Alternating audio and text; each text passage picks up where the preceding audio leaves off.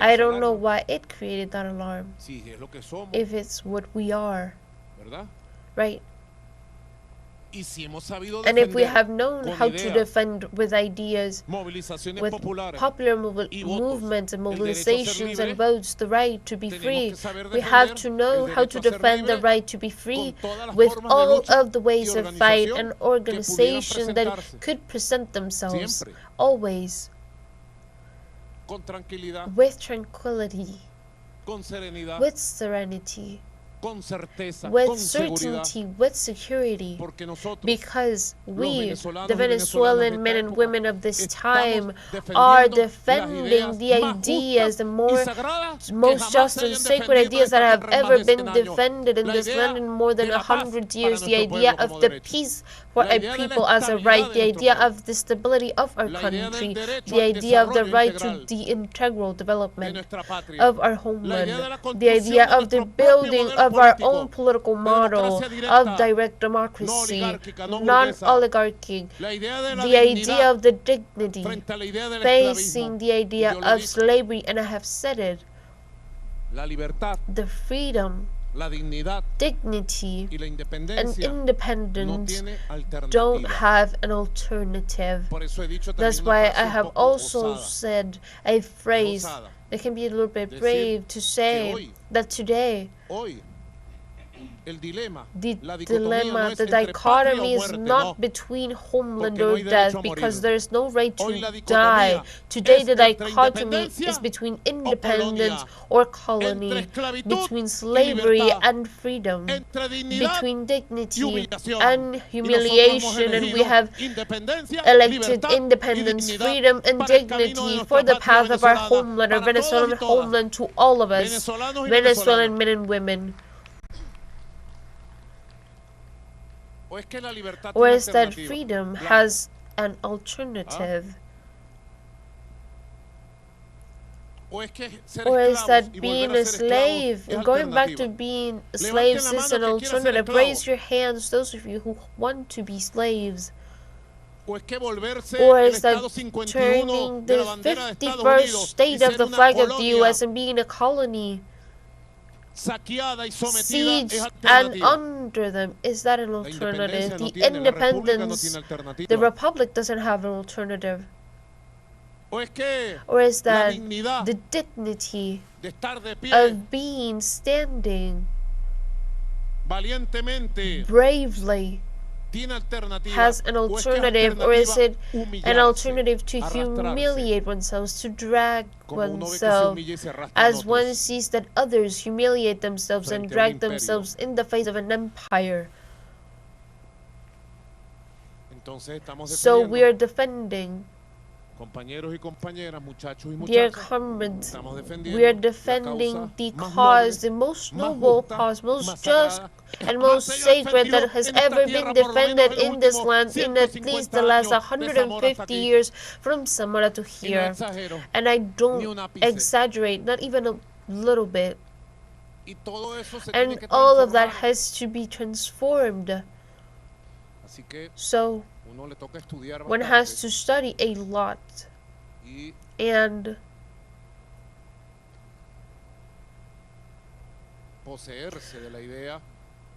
take ownership of the collective idea of which millions of men and women in Venezuela have taken ownership of. Many of us, the only one I'm seeing is Piñate from that time. Pedro Infante was younger. I met him very young. Papa Pedro Infante had his same name. Erika, I also met her when she was about 9. She was already a militant there in the Los Eucaliptos, the neighborhood that is between Las Piñas y El Guarataro. Out of the ones I can say here, I've also met him when he was very young. We used to call him Jorgito. Now we call him Dr. Jorge. Among those I can see here, someone who knows me from the 70s, the 80s, raise your hands. Well, Jose Luis Chinito I know from the 90s, when the Bolivarian movement, the revolutionary one, 200, he was the responsible of Falcon, of the MBR 200. When we went to take the decision to go to the elections, he ate a lot of fire together with Freddy Bernal. And today we are millions. We come from small groups, you know. The Socialist League the name was League for the Rights of the People and Socialism, but at the end it was Socialist League, the same way people are called Pedro, Miguel, Jose, Aníbal, and then they're called Aníbal by everyone. The Socialist League, we were small nucleus and we were formed there. There were small groups.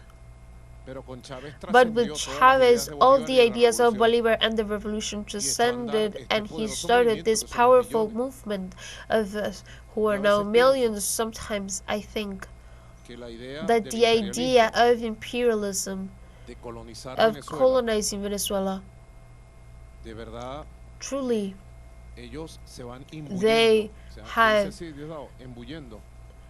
involved themselves. They have been introducing themselves. In an idea, and they start heating up their own heads with articles, psychological war, cognitive war. And what would they believe that Venezuela is? What do they have in their minds? They won't know if our hymn says the truth. We are millions.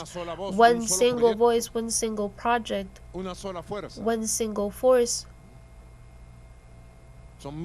It's millions possessed of an idea of homeland and the territory that is the Bolivarian Republic of Venezuela.